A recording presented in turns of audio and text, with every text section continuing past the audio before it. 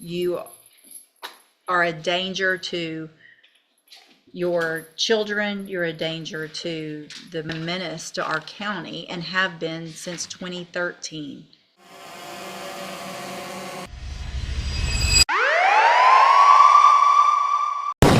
Mr. Burbank, Ms. Malfino, and sir, again, you're Brandon Bell.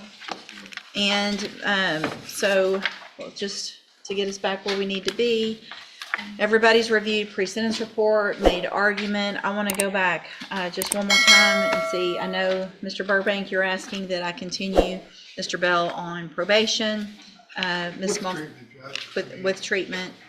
I know Ms. Lopez has made her position very clear. Ms. Malfino, what is the state's position? Judge, I certainly have ultimate respect for Ms. Lopez's position.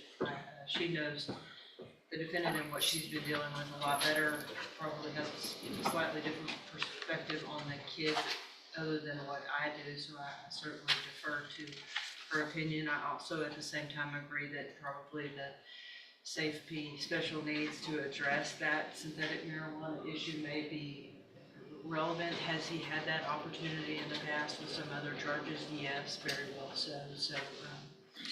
So what? Revocation may be appropriate, Judge, based on the underlying offense itself. If it is not, of course, we would be of the opinion that if he goes to that and violates zero tolerance in any way, shape, or form, we ask for the max. Okay, I'm just reminding myself also, so what I did not do previously was go through and take a look at that old pre-sentence report, which has the criminal history, which includes Several sentences in prison. Already been to prison, given an opportunity on probation in 2020, which is not long ago, 5 years ago, revoked and sent to prison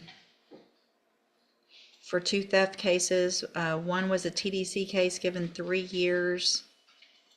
And so pretty much gets off parole barely and commits this offense, gets the opportunity at probation, and we're where we are now. I think it does have an extensive juvenile history. You will see in misdemeanor as well. And again, that's Yes. why I wanted to let the court know that an underlying probation offer was made with the issues with Miss Adriana Bell that the court is obviously aware of by this point. Okay, I am looking back at history, juvenile history, going back to 2013.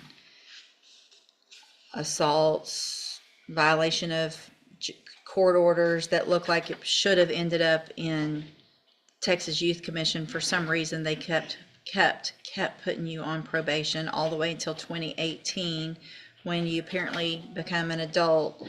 Then you start getting felonies and misdemeanors, get probations on all of those. Those are revoked.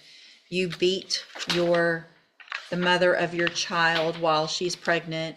You get a 5-year deferred probation, and you don't take advantage of that probation. I feel like at this time, what Ms. Lopez said is absolutely correct.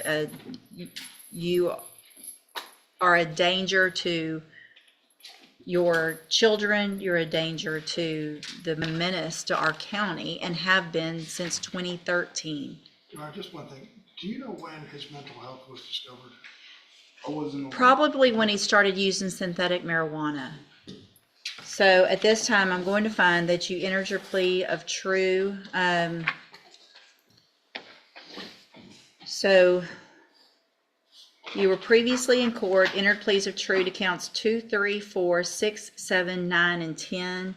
And then today, I am going to make a finding of true to counts 1 and 8 based on the testimony of Ms. Lopez.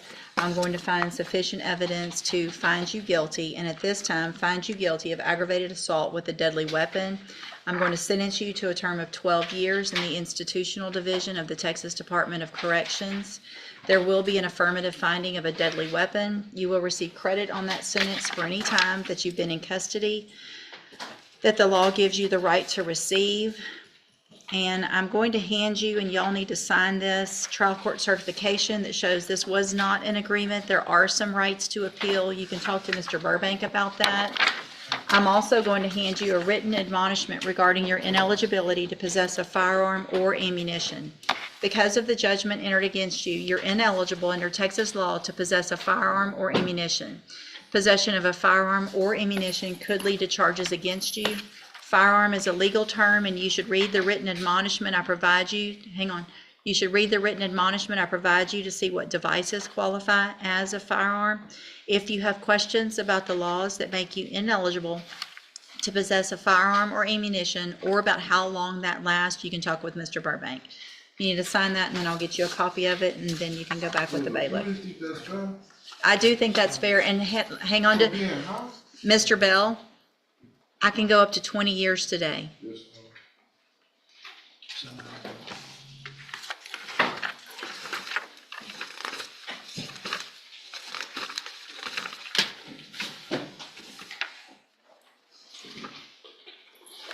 See, this is,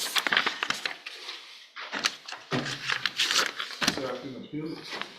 talk to Mr. Burbank about that. Is it? I just keep trying. Yes, sir, thank you.